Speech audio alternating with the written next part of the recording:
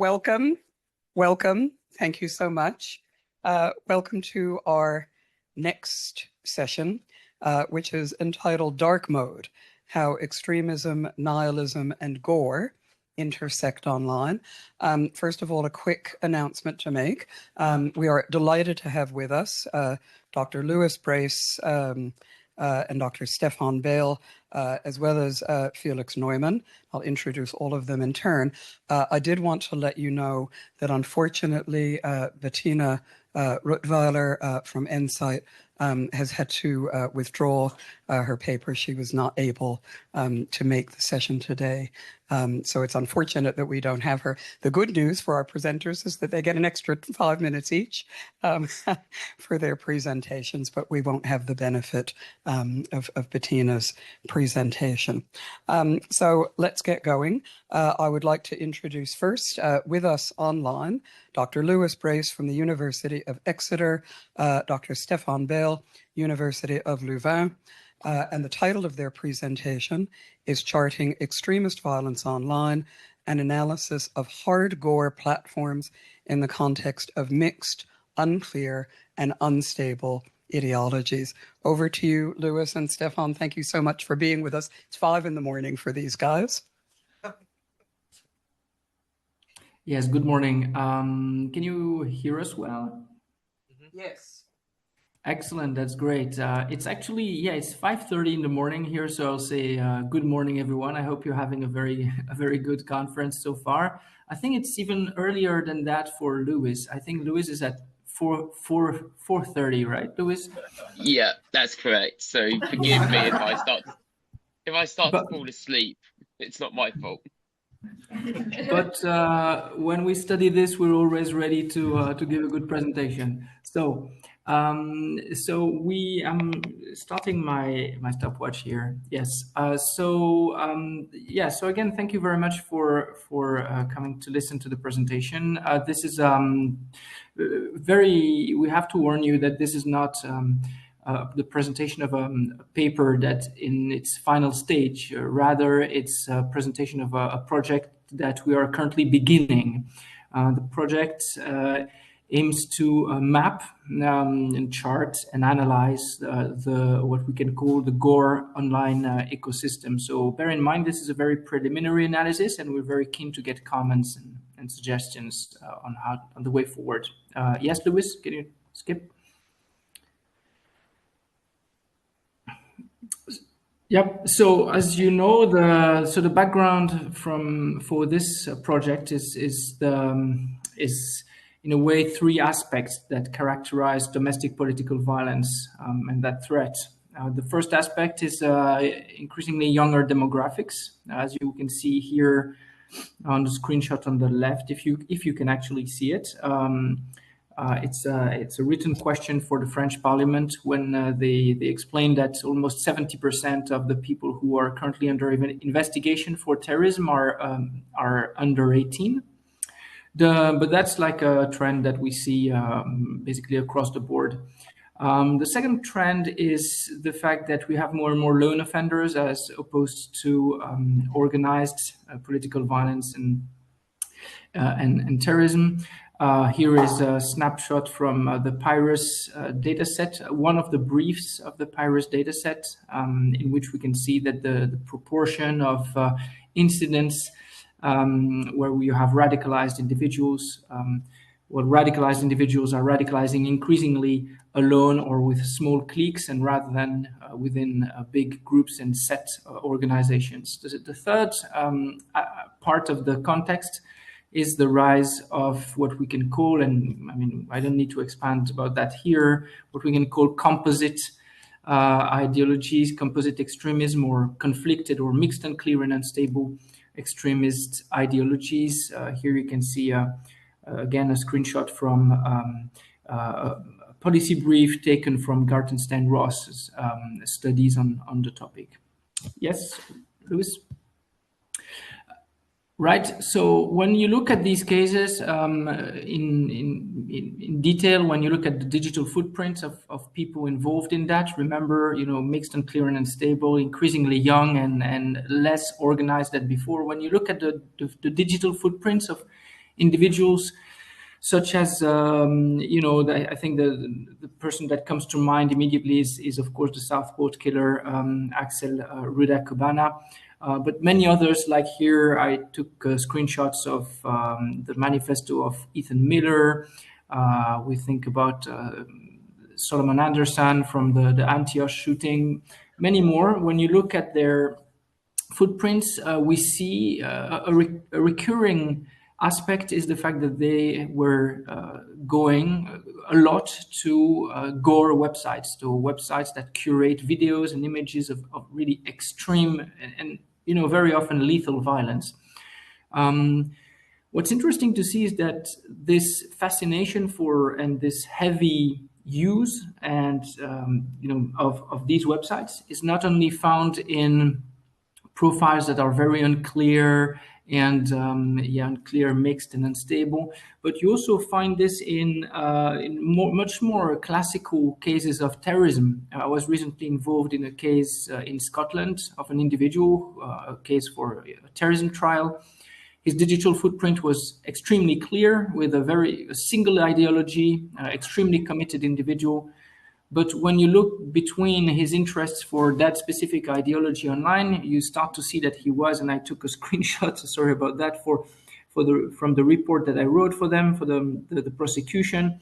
He was a heavy user of bestgore.com, and so he was looking on sites, searching for things like cartel torture, tortured alive, etc., etc. So you actually find this fascination for violence in more classic cases of terrorism. Yes, Louis? So there is a political response that starts to emerge. I think it's problematic in several regards. We can discuss that in the Q&A if you want, but certainly in the UK there is a big debate on how to answer this on the law enforcement aspect. There was a report on the Prevent, on the fact that the Southport killer was referred to the Prevent program several times by Lord Anderson, and there were a lot of debates on in the Commons about how to adjust criminal charges for such cases. Yes, Louis? There's unfortunately our understanding of this ecosystem, but also people's interactions with this ecosystem is very limited. There is a literature which is very insightful. However, the literature is also very limited, unfortunately. This literature has on Gore fascination and Gore and political violence has regained interest thanks to, put a quote here, to the Islamic State and the Gore videos of the Islamic State. So there are a few very insightful interventions. I put some screenshots here. I would like to mention perhaps Rousseau's team in Montreal, Nathan Brooks, a critical work on the conflation of this phenomenon and terrorism. A recent report at Voxpol, which is, I think, the one that goes empirically the further in our understanding of the online ecosystem, and some very interesting critical reflection by Peden, also published by the Voxpol website. I think these are very important contributions. They set the stage for what we are actually trying to do here, but they have shortcomings. Yes, Louis? So the shortcomings, it's because of the way they proceed. Typically, these are focusing on viewing, not production. So they focus on individuals who interact with that or the process of viewing that. They are overwhelmingly qualitative. There's no real rigorous quantitative approach to the phenomenon, both in terms of offenders, but also in terms of the ecosystem, which is what we try to do. We still lack a clear account of the structure of this ecosystem. What are the Gore websites out there? How do they connect? How do they form an ecosystem which is dynamic, perhaps resilient, organized around certain lines? And we still lack an explicit problematization of the link between Gore, the Gore ecosystem, and the new forms of extremism and political violence. There is a beginning of that in Peterson and in Peden, and in the Voxpol report. But it needs to be more systematized and to have a broader framework that's comprehensive. Yes, Louis?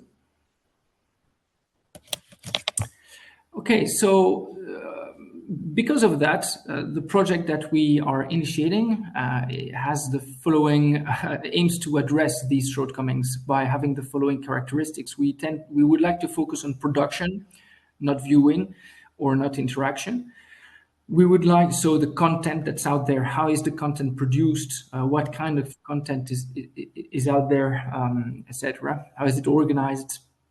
We want to provide a quantitative, that is a computational, data-centered methods relying on large N, big N analysis. We would like to provide a clear account of the structure of the ecosystem, and then that's the main research question. And we would like to offer an explicit problematization and a comprehensive one of the link between Gore and these new forms of extremism and political violence. So that's the aim of the project. Yes, Louis? So the steps that we're aiming to follow, we would like to first identify as many Gore sites as possible. That we are currently doing. We're well in our way. I think we're almost finished with that, but not quite.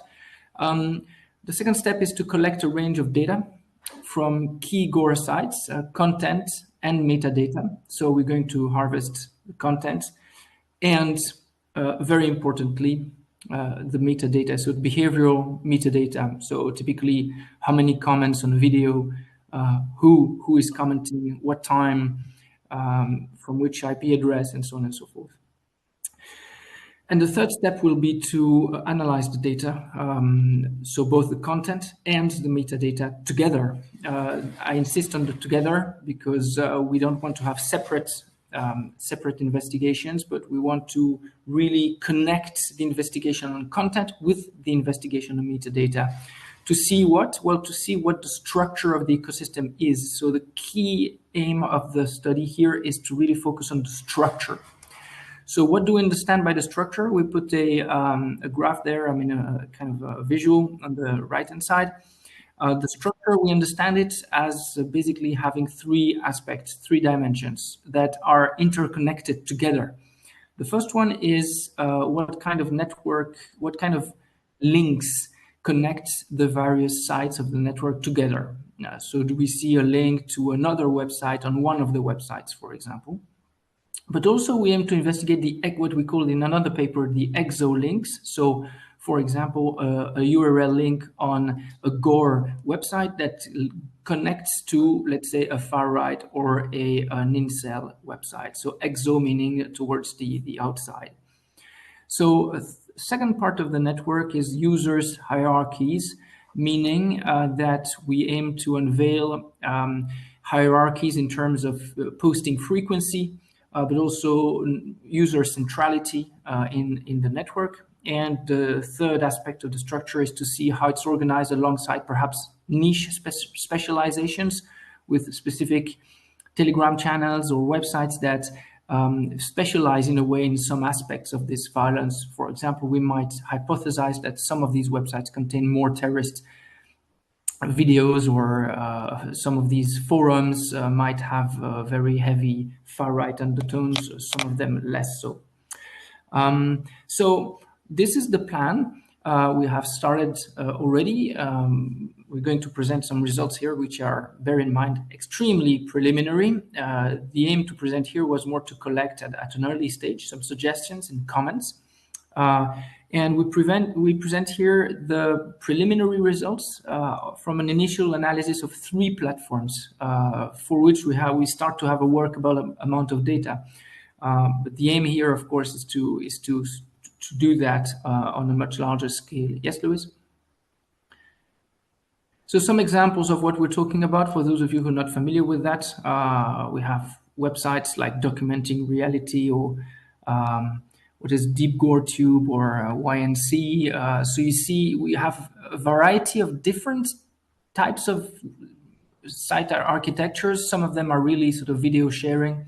Some of them are more forums within which people insert videos or contribute images. Some of them have a lot of comments. Others are very tiny. So the aim as well is to assess the relative importance of each and the kind of dynamics. And an important aspect is to see if we find the same individuals contributing to the different platforms. Yes, Lewis? And from here on, I will let Lewis describe some of the preliminary findings. Thank you very much. And it's 13 minutes on, Lewis. Yes, Stefan. So yeah, as Stefan said, these are some very, very preliminary findings from just 3 of the websites we've scraped so far. It's worth noting this scraping effort was, we start off with an initial scraping effort, and then we do what I call live scraping. So we scrape then periodically going forward. The reason we start with that big scrape effort is because a lot of these sites are set up so they have the most recent or most popular posts first. So the idea is that we do a big initial post to try and go back in time a little bit, and then from there we scrape live on a periodic basis to make sure we're capturing everything. So what I'm going to present here is some our analysis so far of these 3 sites we've so far collected. What you see on the screen right now are the descriptive statistics for these sites, and you can see already there's some vast differences in the nature of the site. So GoreDB and Best Gore are much larger than Live Gore. One of the things you'll see as we sort of go through this presentation is that GoreDB and Best Gore very much seem to feed into one another. They're almost like sibling sites, which is interesting in itself. When we look at posting behaviors over time, we do see that, unsurprisingly, given the numbers here, that GoreDB and Best Gore do post more regularly. I just want to draw your attention to this yellow square here. So this point here is where we actually started systematic scraping of the sites. The reason Best Gore and GoreDB have posts here and Live Gore doesn't is because those 2 sites have a feature on the site whereby the most popular videos in terms of those that are getting comments sort of stay on the home page. So we just happened to pick those up when we first did the initial scrape, whereas Live Gore doesn't have that feature. So although we try to go back in time as much as possible, we only managed to go back to here for Live Gore. So it's just an artifact of the site. But you can see this is just video uploads over time. You can see the GoreDB and Best Gore tend to be quite similar in terms of their posting frequency. And when we look at the comments on the posts, it follows the same kind of pattern, perhaps unsurprisingly. GoreDB tends to get a few more comments, but not much. But the real interesting aspect is when we break it down and we sort of adopt a more network-centered perspective. So what you're looking at here are the 3 websites denoted by these red nodes here, sized by the amount of videos they've got. The other colored nodes, the green, the blue, and the black, are types of users. Green are nodes that just upload videos, blue being nodes who only do comments, and black nodes being those that do both video uploading and commenting. The nodes are then sized by the number of uploads or comments, or both, that they do.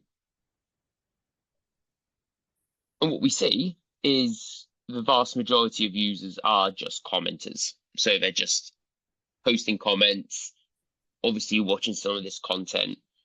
We have some users who are just video uploaders, such as this one here, and some smaller ones and some of the other sites and some of the other ones mixed in here.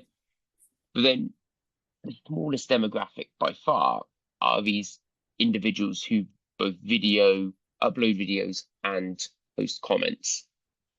They're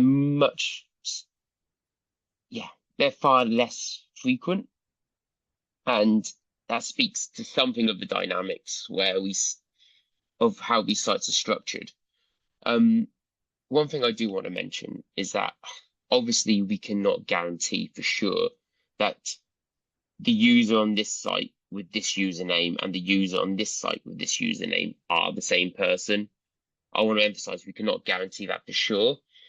However, these usernames are so very specific that I find it hard to believe that there are two minds out there that are warped in the same way, that they were able to independently come up with the same username. If anyone's ever interested offline of this meeting, I can give you some examples. Some of them are quite amusing. So yeah, but what we see in these sites is what we see in this diagram is what I was sort of saying a moment ago, right? Where Best Gore and Gore DB seem to be sibling sites, two websites that are somewhat related, but share a similar user base. Whereas Live Gore tends to be a much smaller site in terms of the number of videos uploaded, in terms of its user base, but sort of tends to sort of occupy its own sort of unique part of the ecosystem, only partly connected through these three users here. Again, assuming they are the same person. I'm expecting, part of me feels from 5 minutes, Lewis. okay, 5 minutes. So part of me feels that from what we've looked at from the other websites so far, we're going to start to see this pattern emerge a little bit more, where we'll start to see a number of sibling sites all sort of connected, but then sort of linked to other sites as well. When we look at the users on the site, so here, this is just an algorithm called the Fisher-Jenks algorithm, which we implemented in other papers looking at extremist sites. I can explain how that works in the Q&A if anyone's interested. But it's basically an algorithm where we try to group individuals by the number of posts they make. And unsurprisingly, when we look at each of these websites in turn, you can see that there are some users who post disproportionately to the others. Indeed, the vast majority post one, maybe 2 or 3 posts. There's certainly less than 200. But then you've got individuals here who are constantly avid posters on these sites, whether that be videos and comments or just one of them. When we look at the top most frequently occurring words in the titles of the videos, we don't really see too much analytical value, perhaps largely what we'd expect from these sites. Again, I say that like that's a normal thing to say, but yeah, perhaps what we expect from these sites. When we look at the top comments, and again, this is very preliminary work, but when we look at the most frequently occurring words in the comments, you see some misogynistic terms here, some racist terms here, but this isn't what I consider sort of the kind of racist, misogynistic frequencies we'd see on more extremist sites. The useful bits for me really come when we start to break down and look at what are the most frequently occurring terms in the in the usernames. And there you really start to get a sense of perhaps how these sites, although they sort of exist in their own separate little world, they do somewhat overlap with some of the sensibilities of perhaps other extremist sites. You can see many of the names there. It's always a sign that these sites overlap with certain parts of the extremist ecosystem. When you see Hitler's name appear a couple of times, it's always a good sign. But yeah, that's where we're at with this very preliminary analysis, and I'll just hand you back to Stefan to quickly finish off. Yeah, sure. So this is not just to conclude. I think there are very interesting reactions following some. I mean, I said there's a new political interest from in the UK, for example, on law enforcement to try and tackle this. I think one of the good progress that has been done has been made in Canada, where some of these websites have been banned. But also, I think the new act in the UK leaves ample room to ban some of these websites. Here is on the right hand side a BBC screenshot. There is much pressure to use the new Ofcom powers to shut down these websites on the basis of their extreme violence and extremist content. But bear in mind, this is not a new thing, right? It has come back to mind with the Southport attack and the attackers' heavy use of these websites. I mean, extremely heavy use. Indeed, the last thing he did before stabbing the little girls was to connect to one of the Gore websites and to watch a stabbing before he went on to his own stabbing. But it's not a new case. And actually, the I think it was the best Gore owner was involved in a series of issues with the German authorities and in Canada way back when with the Luca Magnotta killing. So it's not a new thing, but I think there are good initiatives now to try and tackle this content, which is really highly problematic with much impunity, unfortunately. Yes, Louis, to conclude, so again, we're here mostly to take your comments, suggestions, and also questions. It will help us move forward in what is so far a very beginning. Thank you.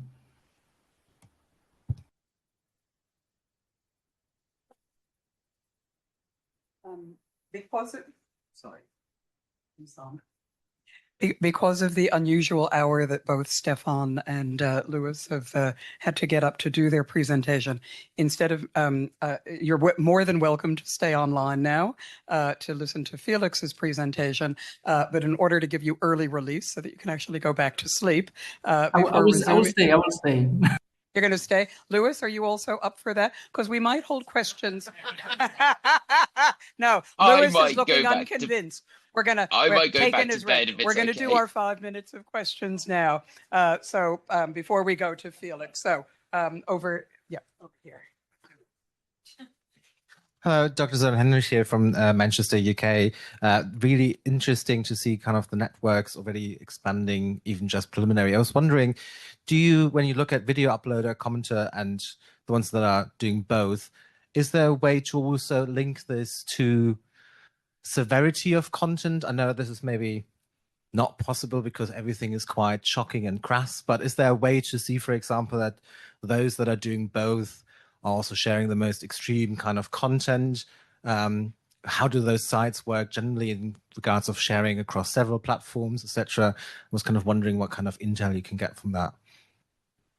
So we can get a sense of how content's being shared across sites. So when we look at Best Gore and GoreDB, for example, you can see from the data there that they are essentially sibling sites. And we can sort of do something literally as basic as looking at the titles of the videos. And although the titles somewhat change, when we do often see that one video appears there on one site and then a few hours later or a day or two later it appears on the other site with maybe a slightly different title. That is one of the things we intend to look at in terms of modeling user behavior and trying to map that to the severity of the content. That would methodologically be quite difficult, mostly because what we call multimodal analysis, so where we basically combine commenter textual data with audio-visual content to establish like a joint meaning of the two, has proven to be a computational task that is notoriously difficult and no one's really cracked it yet. We could do a more qualitative-based approach to that, or maybe something sort of like looking at the content of the comments and the titles for each video. My personal preference would be for the latter because it avoids us having to look at it in too much detail. Yeah. If I may add, the one thing that can be done is something more akin to what Ryan Scrivens has done for far-right forums, which is to see if the people who comment the most have a more extreme language. So just within the comments, that can certainly be done. It's a good opportunity also to see if the people who comment more have a more political content than the people who comment less, perhaps. So this certainly is something that we might explore. Louis, sorry, we're having a little sound difficulty at this end with Stefan. Can you just say something again, Lewis, to see whether if it's both of you or just Lewis, say anything. Test. I'm better than all the rest. You are. Stefan, I'm not sure what's happening. The audio at our end is okay when Lewis speaks, but we had a little interference from your end, but I think we still managed to hear you. I'm Okay. for other... Yeah, better now. You've recovered. A miraculous recovery. Are there other... I have questions, but I'm very happy to defer. Yes, somebody up the back.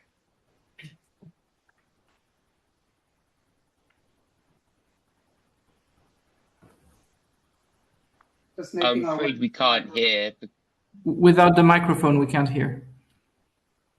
Sorry, we're just it was a journey to get it. For the question. Yep, go ahead. Hi, I'm Emily Thompson from the Christchurch School Foundation. I'm just curious what kind of format this project will be presented in. Is it going to be a paper, a website? Who might be able to gain access to the data, that sort of thing? Thank you. So, do you want me to take it, Stefan?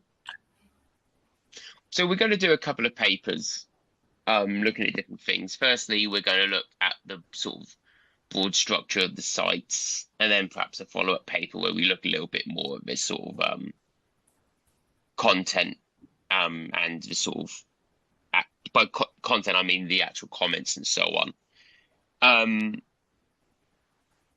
In terms of who will be able to access the data, we have a standard practice of once we're done with all our analysis and done everything we want to do, we tend to make our data available to researchers.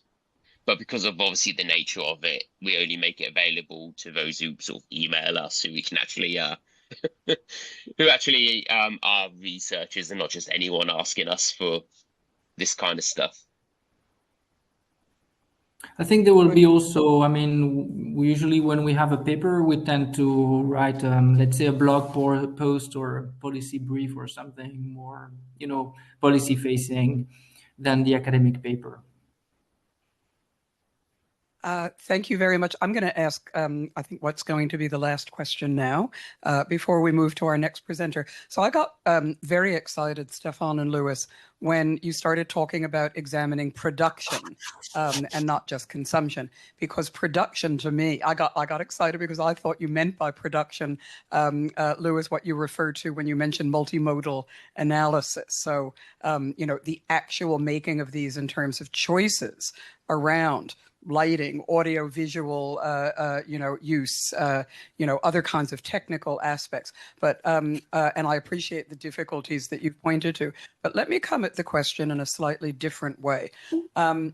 These kinds of communities, I mean, we can talk about communities of belonging, influence, and so forth, but they're also learning communities, which is to say the makers of Gore videos, like the makers of other uploaded content, learn from each other. Yeah, we know this in our analysis of how right-wing extremists, far-right extremists, learned from jihadist extremists in terms of the way that they handled communications and propaganda. So I'm wondering if a fruitful avenue of your study could be the extent to which, across the sites that you're looking at, the people who are making and producing these videos are learning from each other in terms of quality, technique, the technical aspects, content editing, sequencing, all those things, that go into attracting comments and creating impact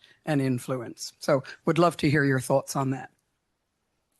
Yeah, thank you. I think our aim, especially using more computational tools, was not to watch, was to watch as little of these videos, as few of these videos as possible. I think we really don't want to get into the sort of heavy viewing of editing and sequences and so on and so forth.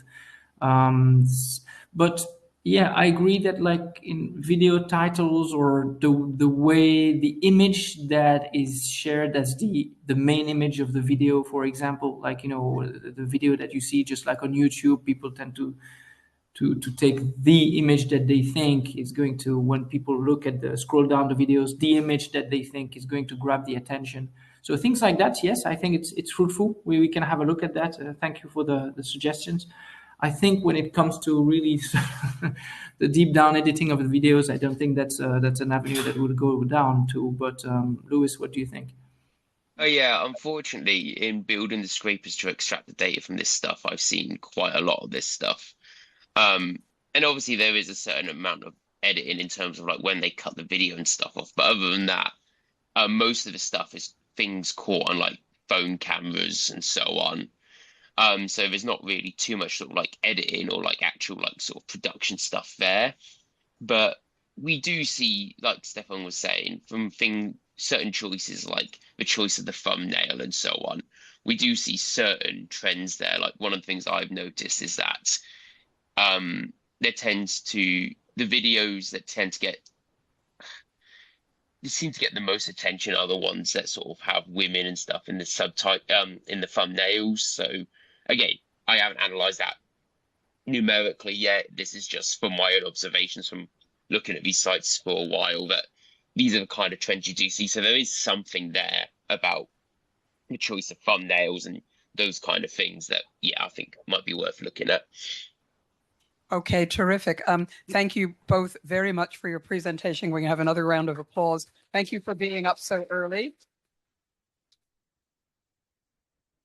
We're now going to move to our next presenter, Felix Neumann from Konrad Adenauer Stiftung, who will be speaking to us about nihilist violent extremism, or NVE, a new form of right-wing extremism. Welcome, Felix. How do I open the PowerPoint? You got the clicky thing over there.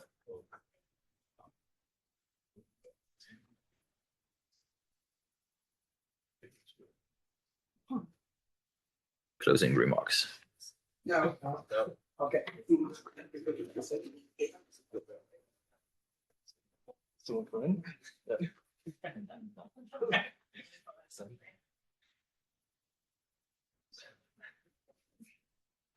That's me. Yes. Perfect.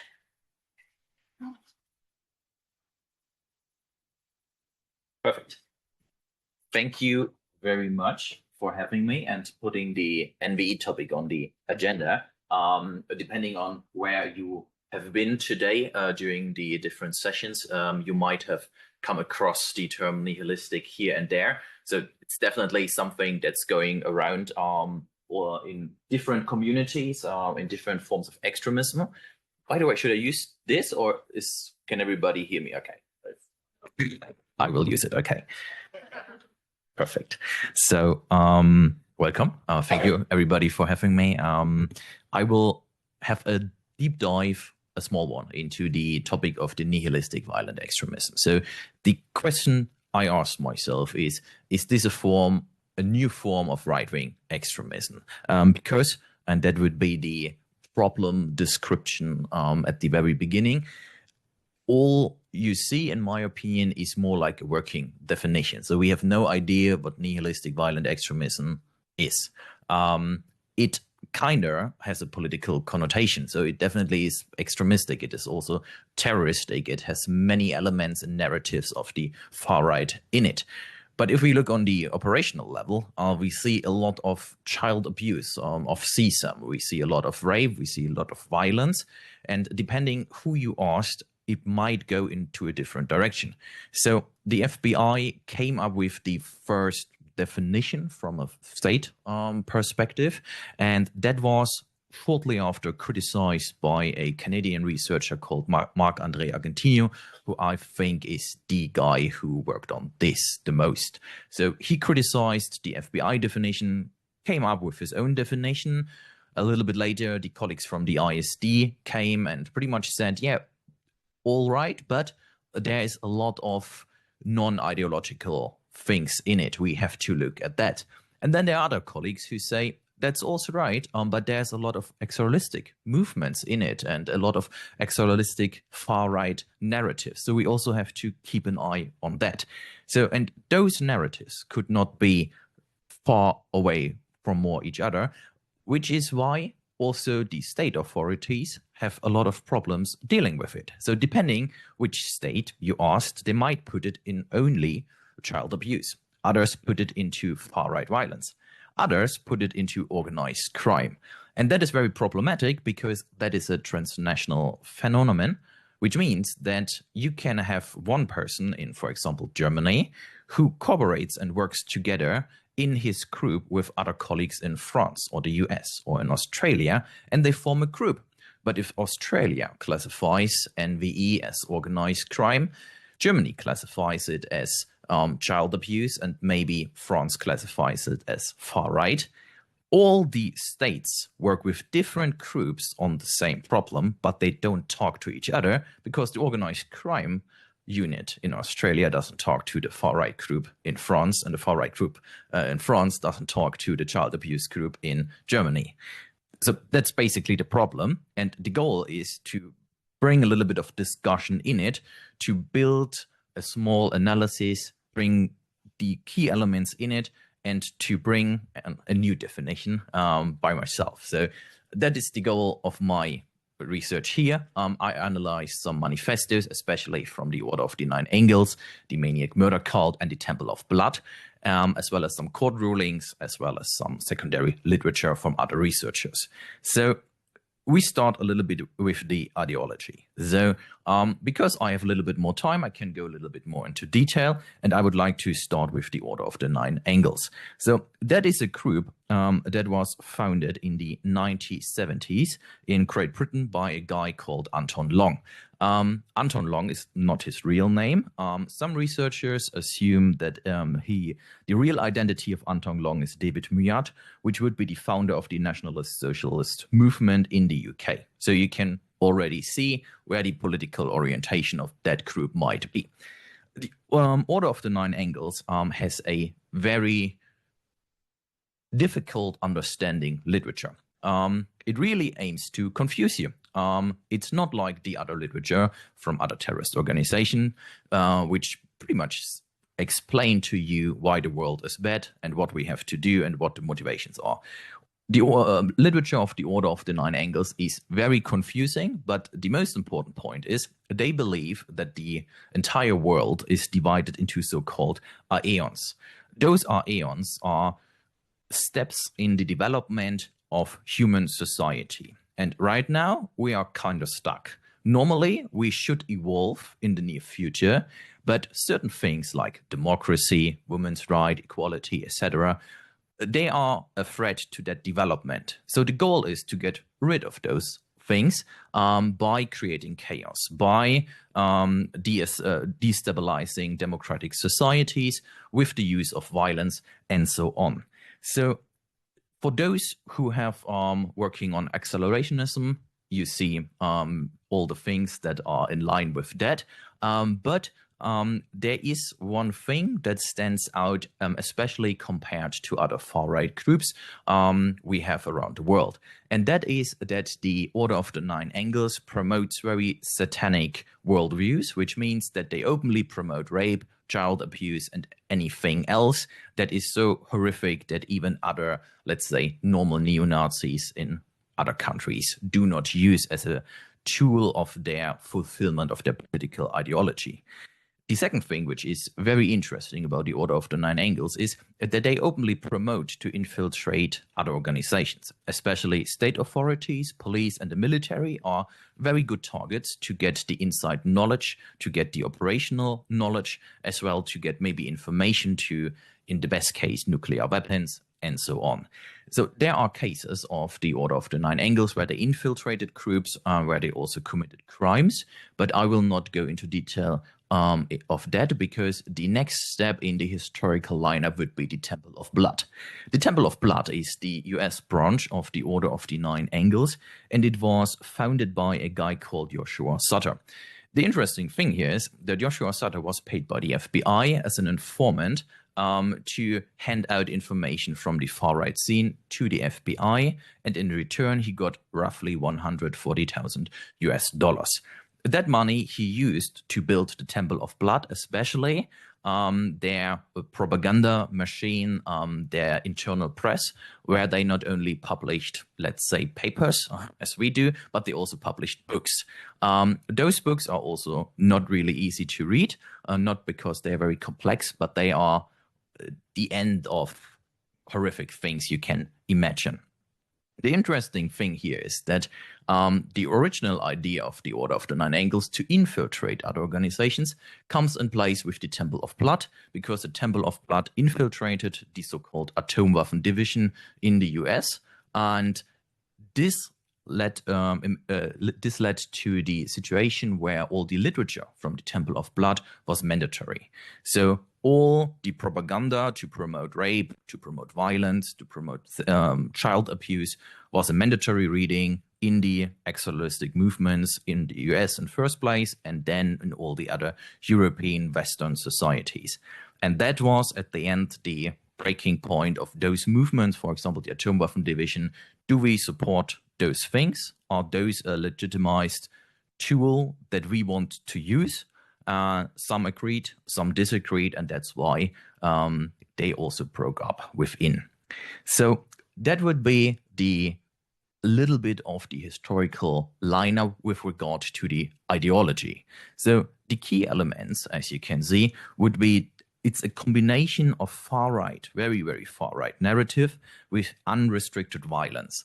And that is something we did not see before in other far-right movements on a national or international level. There were always some limitations to violence, but with this satanic idea that you can do anything that promotes the final course to go one IA on up, that is quite new. So when we look to the organized structure, so this is not the ideology, this is the organized structure. It is called the COM network. COM stands for the community. So we have in the NVE scene a lot of small groups, some bigger, some smaller, and they are all in one big community, which is called the COM network.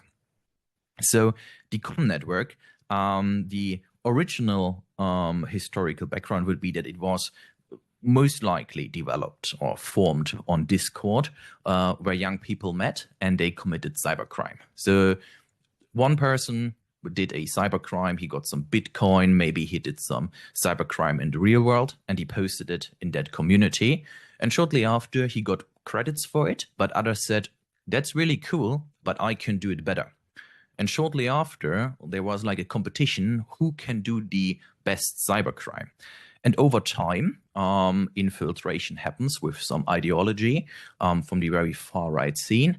The very good-looking propaganda from the Atomwaffen Division, for example, came into place. With that, also the CSAM and the violence in general came into that place.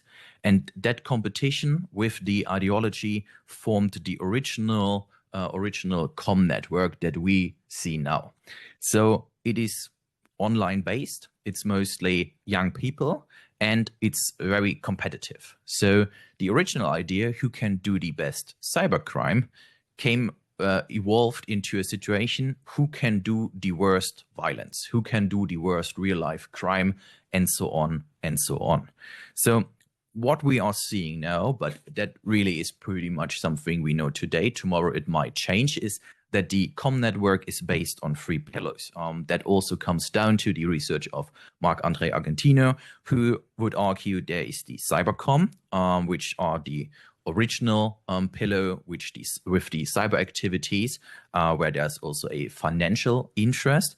Then there's the sextortion com, which would be everything related to child abuse, CSAM, and so on. And then there would be the so-called offline com. And offline com starts with doing some graffitis and ending up with stabbing people or killing people. So that is the whole range of the COM network. Inside the COM network, there are different groups and individuals competing for attention, which is called cloud chasing. Again, referring to Argentino, he drew a very, very good picture how this works. So 764 would be the largest and most popular group. And he drew the picture that it is like a school cafeteria. In a school, you always have the cool table where the cool kids sit. And then you have the other tables where maybe the not so cool kids or the new kids or whoever sits. And if you would like to be part of the very, very cool table, you need to prove yourself. You need to do something very cool. You need to establish yourself as a very cool individual. And that's pretty much the same inside the com network. You start with basic crimes and you evolve to more and more horrific crimes. So you prove yourself that you are worthy to sit at a cool table, but it's not like in school. It's more like in this case with the worst crimes you can imagine. So if you're looking how the com network is structured, the first research, but that's the very beginning, also of Argentino, he said girls and women are often but not exclusively perpetrators. It's like 1/3, I think he would say, of women, girls and women.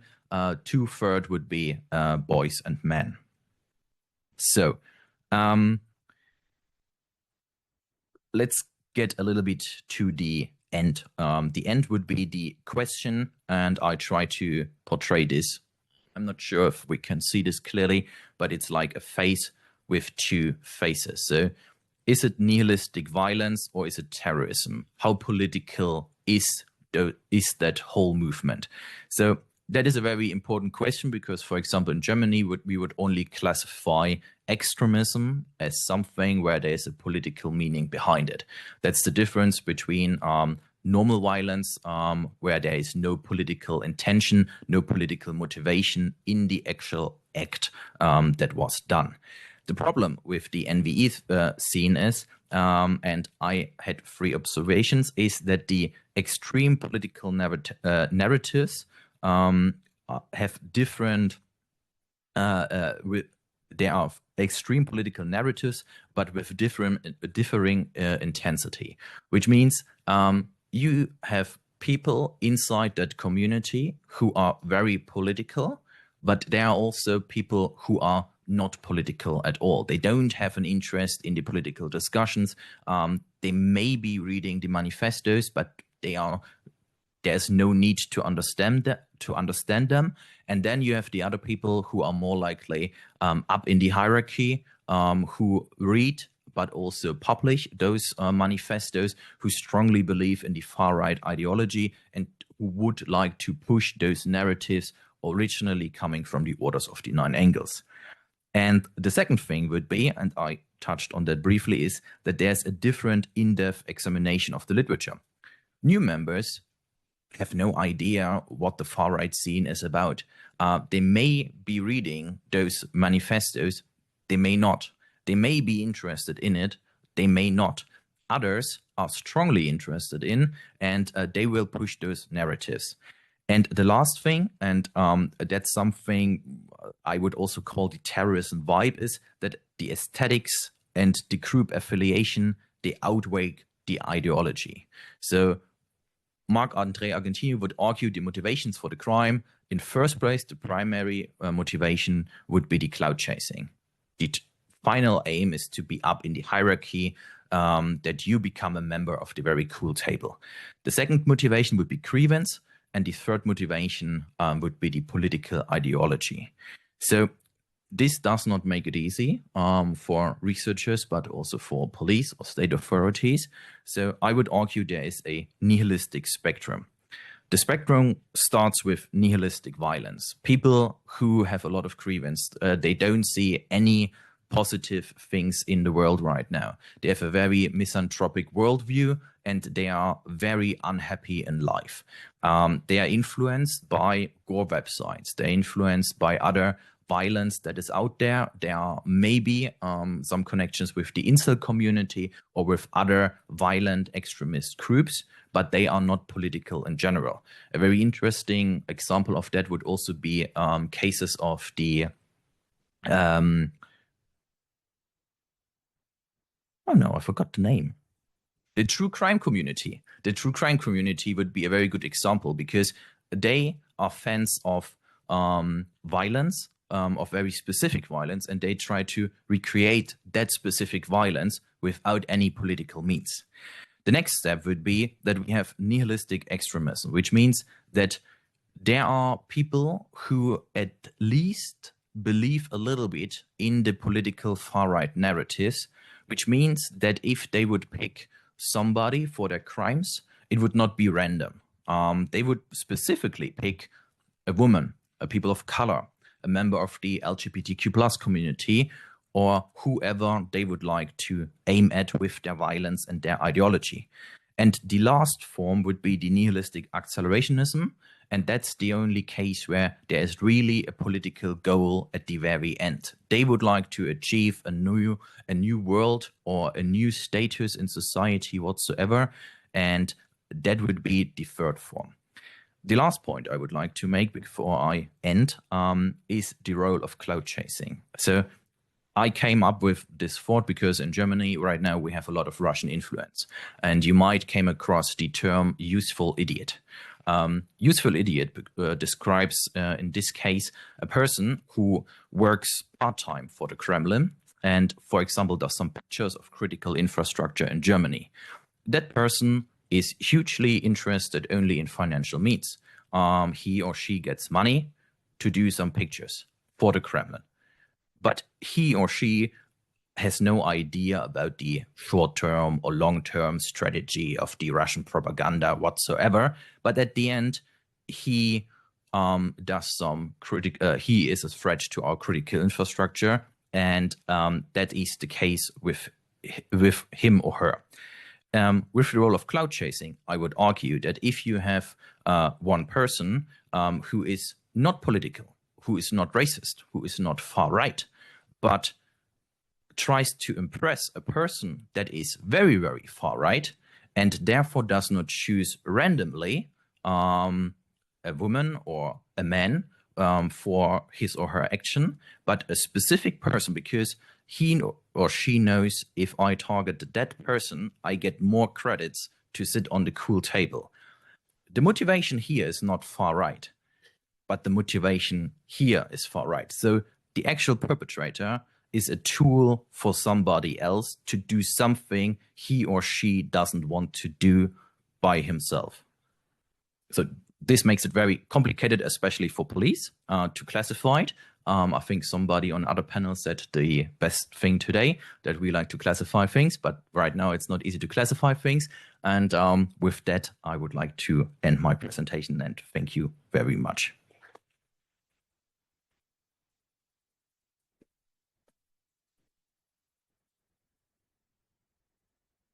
Okay, thank you so much, Felix. That was really, really interesting and for me, an extremely clear overview and summary, both of the history and the sort of current status and structure of what we're talking about. So again, open for questions for Felix.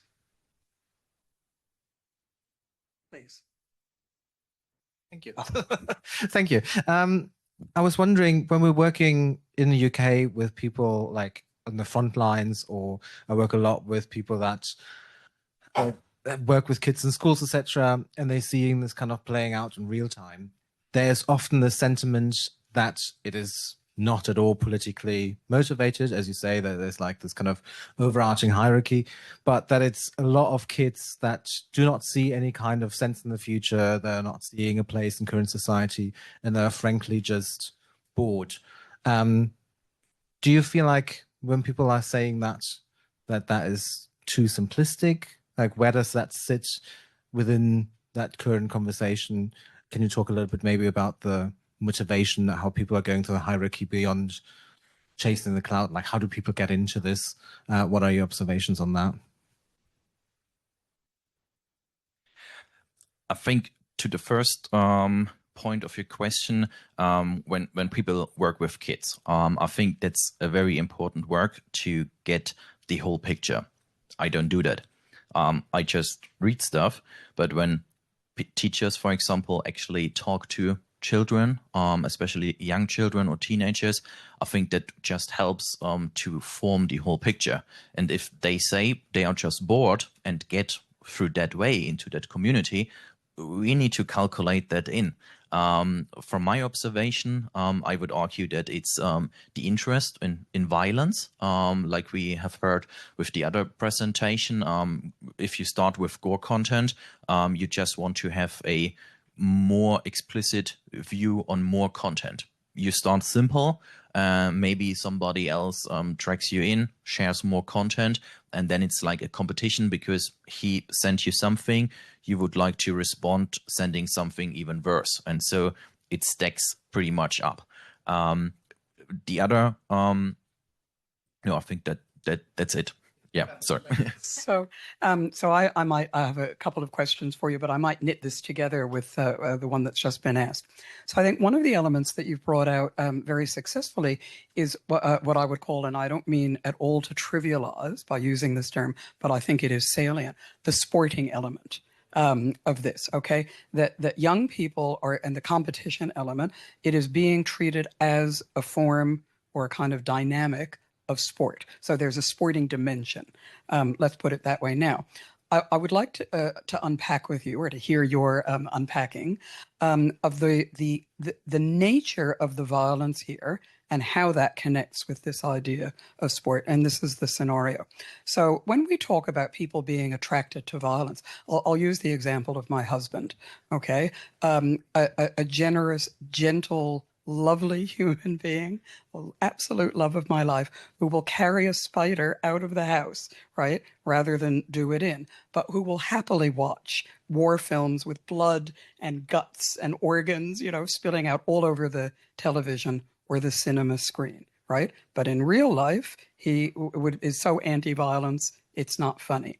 So is not the point here, not a sort of simple construct about the way in which we regularly engage? We're saturated with violence, right? Visually, right? Cinematically, in terms of entertainment. Our society is saturated with it. But the appeal of this is different because it is connected with violence in the real world, not staged or fictional violence. So this now brings me to, is a very long question, I'm sorry, but this brings me to the whole issue of taboo, okay? So you've got very young people involved in this.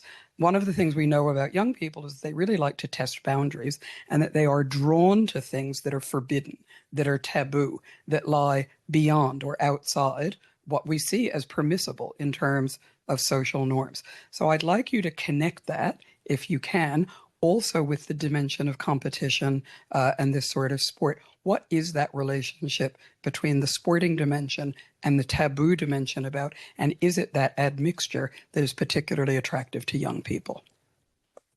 I think I can't add that much, because you pointed out very correctly that it's like sport.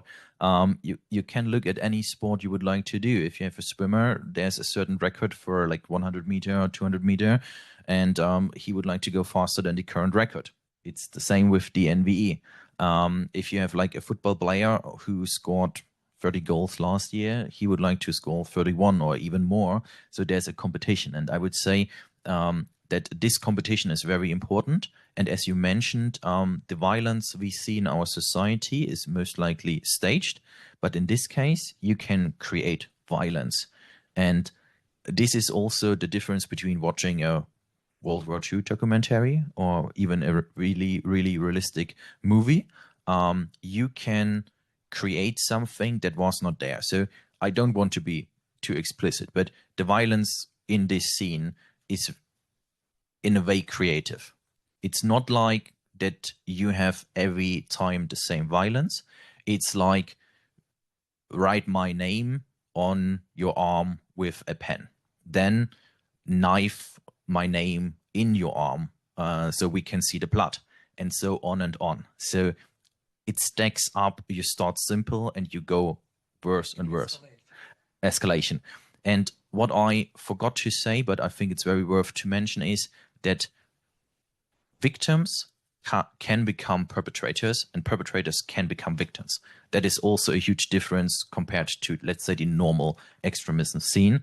And there are cases where, for example, a girl in Eastern Europe was a victim, and after that, she just felt the need to create some violence herself, and she did. and multiple.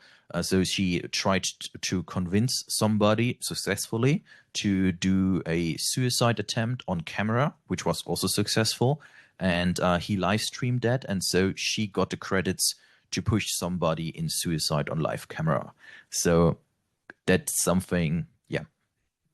So we find ourselves in a scenario where the competition is actually who can violate the boundaries in the most spectacular and grotesque sort of way. Okay, that's clear. Other questions? I've got two here, one here and then one here.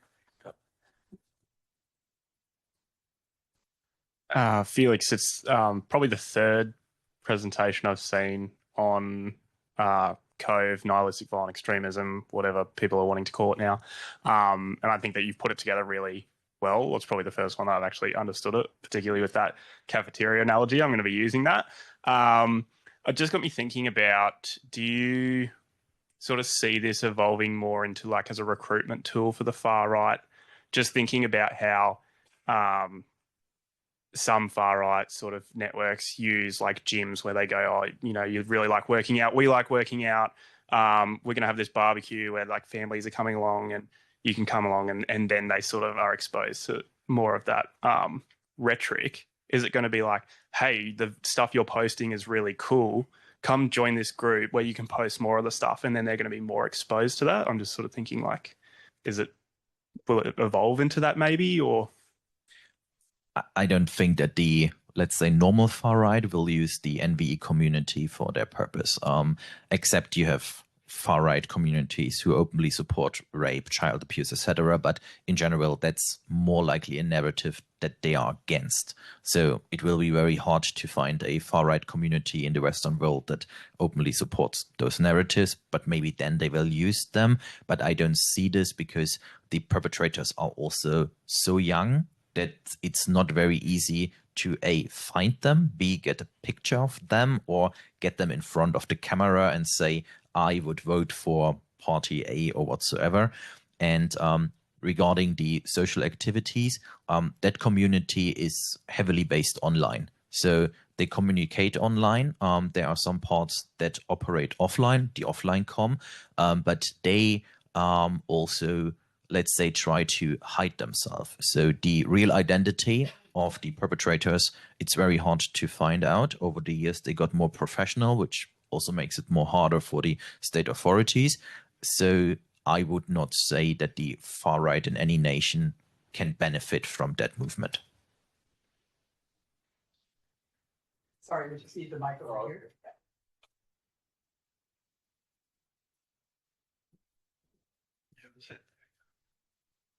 Thank you. That was very interesting. We know that some elements of the comm network have like a sort of for-profit, for payment aspect, the violence for payment, swatting, that kind of stuff. Is there a risk that there is an element of potential terrorist financing happening within this group that we're not looking at yet?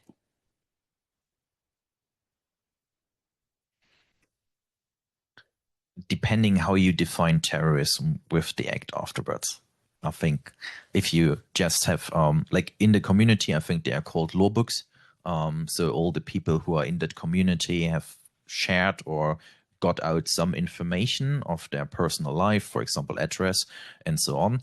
And you can buy those information, and then anybody can raid your home, send pizza or whatsoever.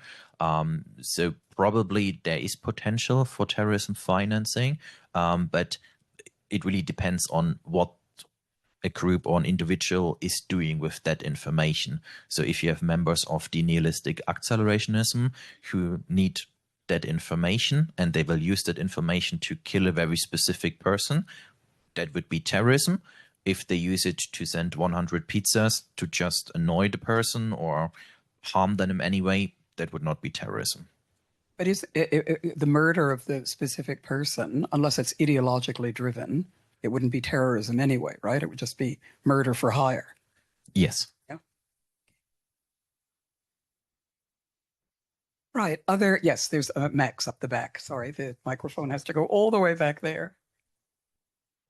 I could just shout it. Oh, that's all right. Won't be long. I think you're going to get a mic, whether you want one or not. It's really not that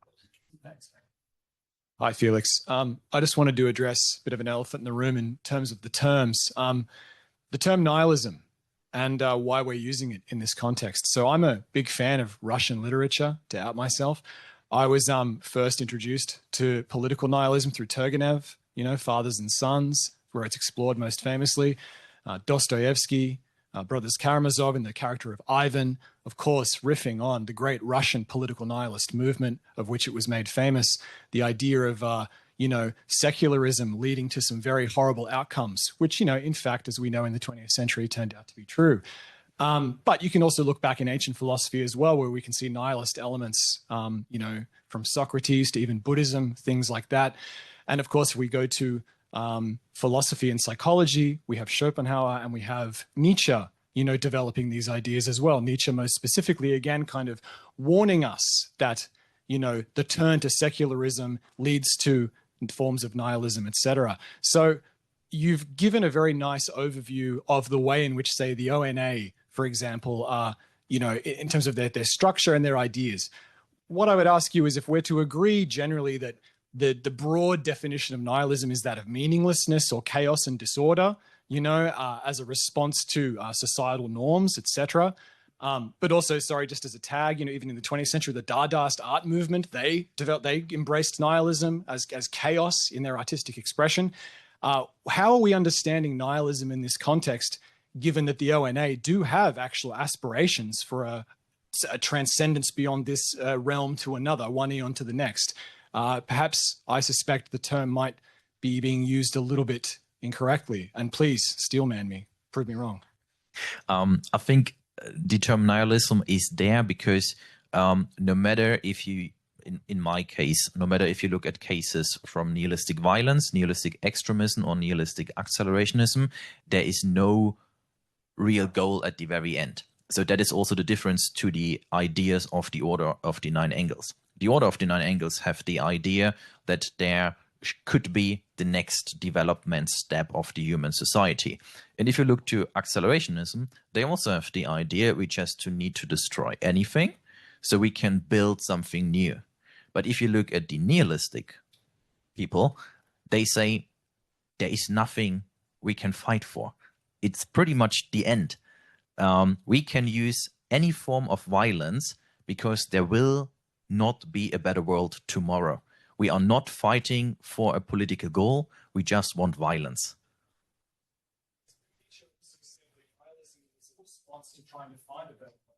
I mean, I would just say that, like, it sounds like when you look at the ONA stuff and the violence, the sadism seems to be the stronger sadistic thing. It reads much more like a Clive Barker fan club doing their thing in real life, like Hellraiser style, than perhaps, I mean, do you know what I mean? That's a good last gasp, Max, but I applaud you for making the effort. I'm going to invite you and Felix to continue that conversation with each other offline because we are at time, and I need to honor the schedule that we have set. So could you please thank Felix very much?